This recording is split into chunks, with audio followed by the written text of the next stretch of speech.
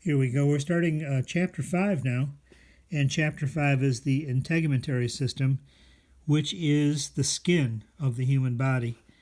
Okay, so it's the epidermis, the dermis, and the accessories, shall we say, that would include such things as hair and nails and so on. And we're actually beginning here on page 150. And there's a nice introduction here by Dr. Merib, and we'll go over that just for a second. Would you be enticed, she says, by an ad for a coat that is waterproof, stretchable, washable, permanent press, that automatically repairs small cuts, rips, and burns? It says, how about one that it's guaranteed to last a lifetime? Sounds too good to be true, but you already have such a coat, and that's your skin. Okay, so that's assuming, of course, that the trauma is not too great, and you're okay with the over 60 shrinkage of the bone structure of your body that actually causes the wrinkling of the skin. Unless you were to reduce the surface area of your skin, there's not much you can do about wrinkling, because the structural anatomy, the skeletal anatomy of your human body is actually decreasing in length, shall we say. And so there's a number of features of the human body that have to, how shall I say, bend a little bit in order to deal with that. Okay, so that's our situation here. We have a picture that's fun to look at, and gives us sort of the lay of the land here. So we have this very thin outer layer here that's called the epidermis, and it's a number of cells in thickness. It's basically a stratified squamous epithelium, and in this case, the squamous epithelium actually produces a specific protein that forms here on the surface of the skin. It's a dead layer called the corneum that actually creates a certain degree of waterproofness and durability. Sometimes in certain parts of the body, whether it's the palm or the soles of the feet, you can produce calluses in which this corneum layer actually becomes substantial.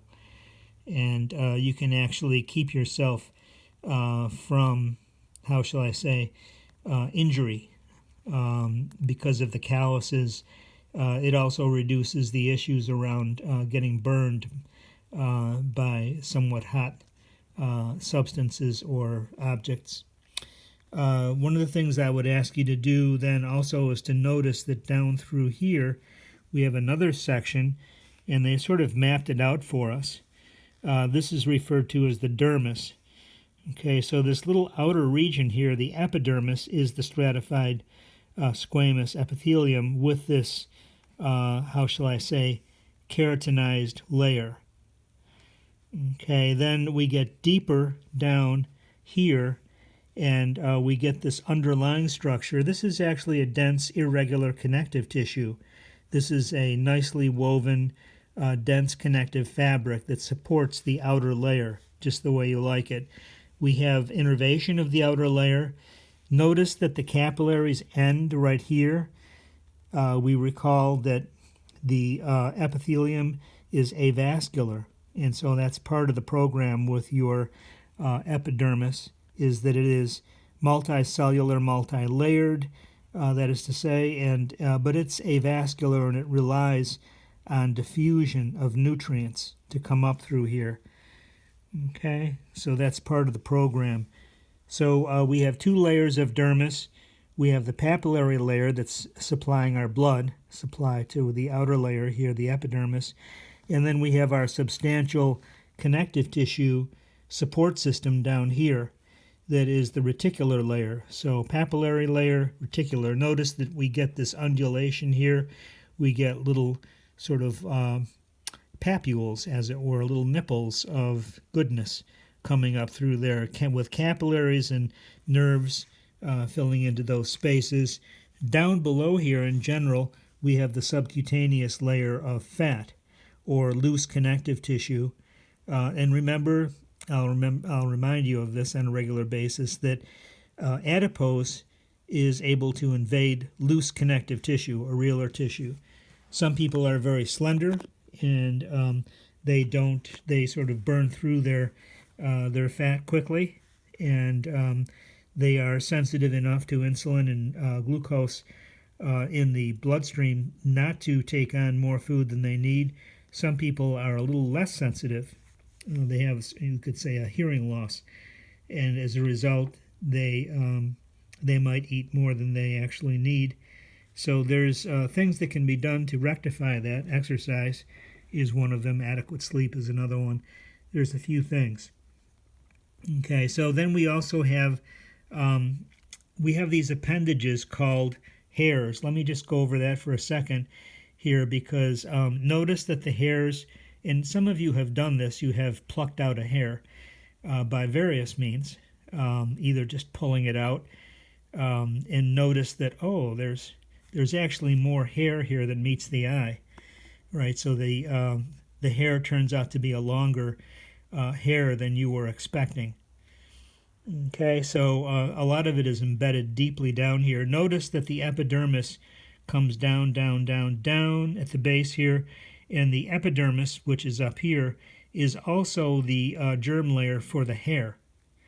So the hair is made also by these are called keratinocytes, these cells right here. We'll get to that momentarily, but I just need you to see that the hair is actually synthesized by the very cells that produce the skin out here, the surface skin area, the epidermis. Okay, and some of you are aware that there is variations in skin tone and color, having to do largely with historical presentations on the Earth. Where are you living? What is the direct ray of the sun going on? There's only two hot spots in our human genome, really hot spots that changed a lot in the last 50,000 years. There's been other changes subtly over the 180,000, but in recent 50,000 years, only two hot spots have emerged. And one is for skin color. The other one is for the ability to metabolize milk products. And so some people have gone through some changes because they moved away from where sunlight is direct, and they required less melanin in order to survive. You need vitamin D. You need vitamin D so badly that you're willing to give up a healthy skin color to get it. And so I would suggest that the people who are native to Africa or to Australia have the original and normal skin color of a human being, because we are tropical animals and we live in the tropics. We thrive in the tropics, at least historically. That's where we emerged, and we have direct sunlight as part of the program. And so when you're far away from that in the northern or way southern latitudes, then you're going to have to make, how shall I say, adjustments. And one of the adjustments is less melanin and more effective sunlight, more vitamin D. Okay? Those with very dark skin might be advised by various nutritionists to increase vitamin D and calcium in their diet, because you live someplace like Seattle or Detroit or even San Francisco or New York, and that's kind of far away from the tropics, and maybe you want to have more of this vitamin D and calcium. Okay, so then we have this structure here that arises from the keratinocytes. So we'll go over and we'll take a look at keratinocytes. Notice that we have some other very interesting features here, like a Pacinian corpuscle that actually responds to pressure. We have these really interesting here sebaceous glands, as we've spoken of before, that provide an oily sort of substance to maintain the nice health of the hairs. Okay, So this is sort of our personal lanolin right here. And then notice also that we have this interesting muscle right here that we can actually cause our skin to contract slightly through this muscle. It's called a Erector Pili muscle, and we can get what some people call goosebumps or chicken bumps, depending on which country you're from.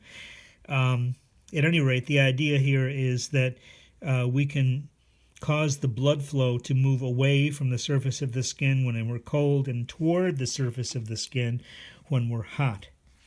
Okay, we'll pick that up now.